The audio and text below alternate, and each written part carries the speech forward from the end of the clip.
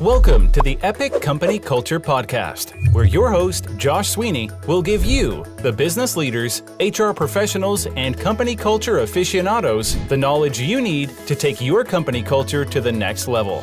Hello, and welcome to the Epic Company Culture Podcast. This is season 2, and we're talking all about hiring. I am joined here with my co-host, Annelle Barnett.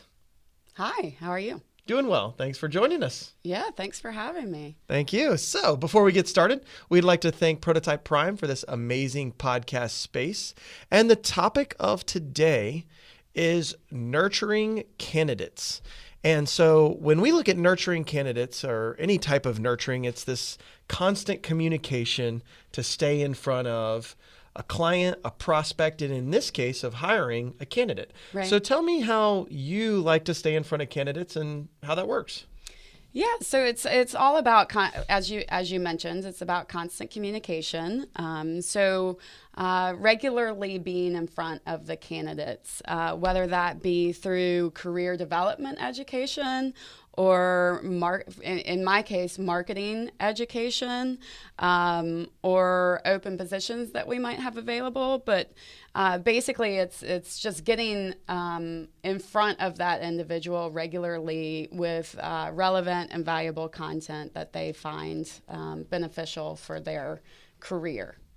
Got it. So you're staying in front of them because you do passive matching, right? You're going out and finding specific people for a role. You're just not flooding your candidates or your customers with resumes. So in order to do that, you're staying in front of the pool of resources, potential resources that are out there that are in current jobs, in hopes that, one, you're building a relationship, I'm assuming, and Yes. then two, that when the time comes, maybe they weren't ready to make the switch now, but they're a really great candidate and they would be a good match for one of your clients, that they'll think of you when they decide to switch roles. Yeah, they'll think of you, and then also when you do reach out to them, they actually know who you are instead of it being a cold outreach. The key here is the relevant and valuable communication. If you're just blasting out spam, then you're going to annoy them rather than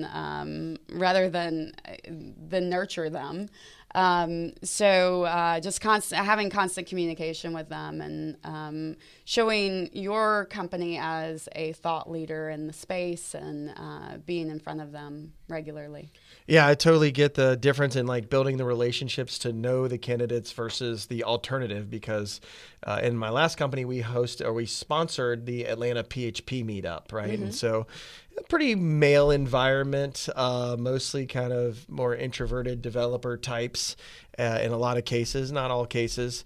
And we would go to start that meeting. And right before the meeting would start, you'd get generally 2 very attractive young ladies come in and start passing out cards. And you knew that was the recruiter. Right. You know those were the recruiters. They're just trying to find people and let you know that they're there, and then they would disappear. Right. And, you pretty much forgot them right after that because you didn't know who they are. They didn't stay around for the meeting. They didn't get to know people. Whereas there was other people that actually, recruiting firms that sponsored the meetup and showed up every month, and you got to really build a relationship with that person. So we knew that if we wanted to go to a recruiter for a PHP candidate, that there was one specific person that we could go to, and she had showed up for every meeting and built those relationships. So you're doing something similar. It's the same thing. From a communication perspective, more of an online scalable version. Right. Yeah, absolutely. And building community. So connecting those individuals with other people who are in the same field that are like-minded, that can benefit them,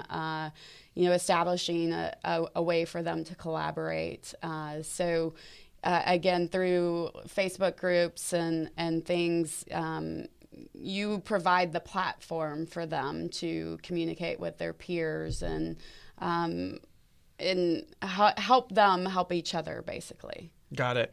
And how are you making sure, do you have like a newsletter, or is there one-off emails that you're sending to each person based on kind of their role and experience, where you know what kind of content they would need?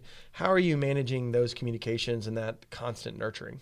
Yeah, so we have recently started a learning platform for marketers. And so the learning platform is based both on career development for them to better their skills in marketing, and then also on helping them find jobs when they're ready to find jobs. So I recently built a course called How to Find Your Dream Job in 90 Days or Less for marketing professionals, basically. So it's 26 different videos and 26 different worksheets and exercises that they can go through in order to better the job search process. So it helps them establish their personal brand. It helps them use LinkedIn as a tool to find jobs and other online platforms. And then it also goes through, there's a master the interview stage where they can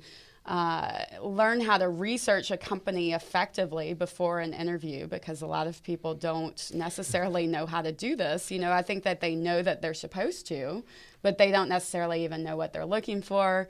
And then, questions that they should be asking the employers.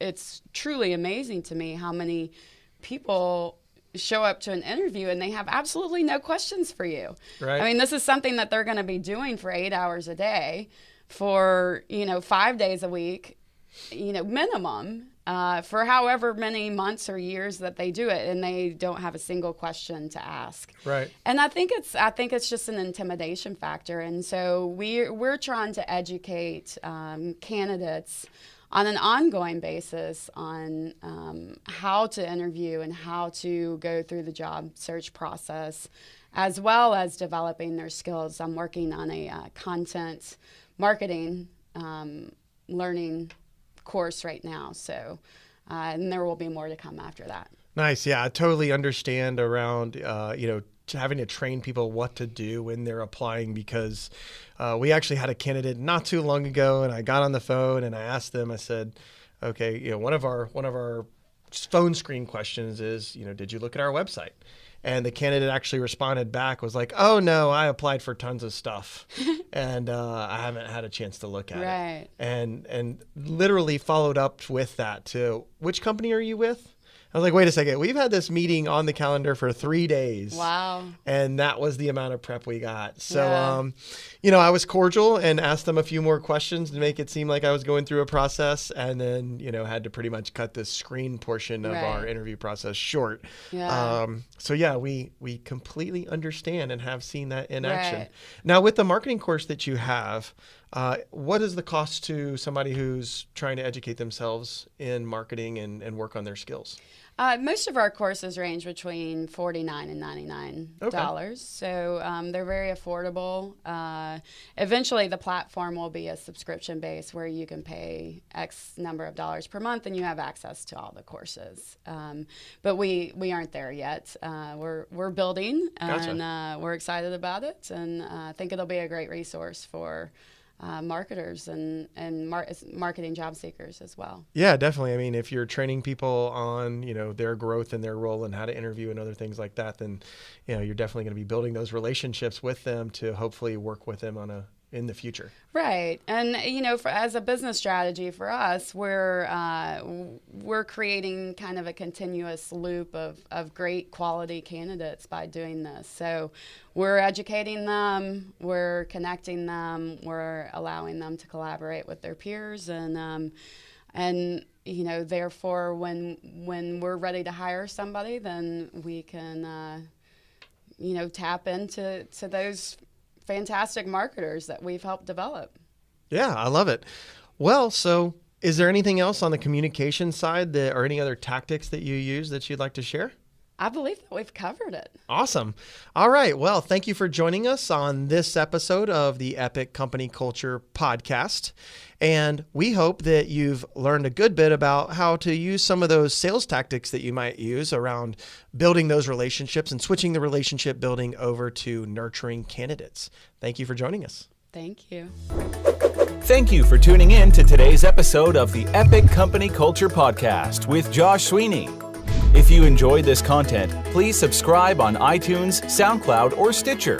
For additional content and transcripts, visit epicculture.co.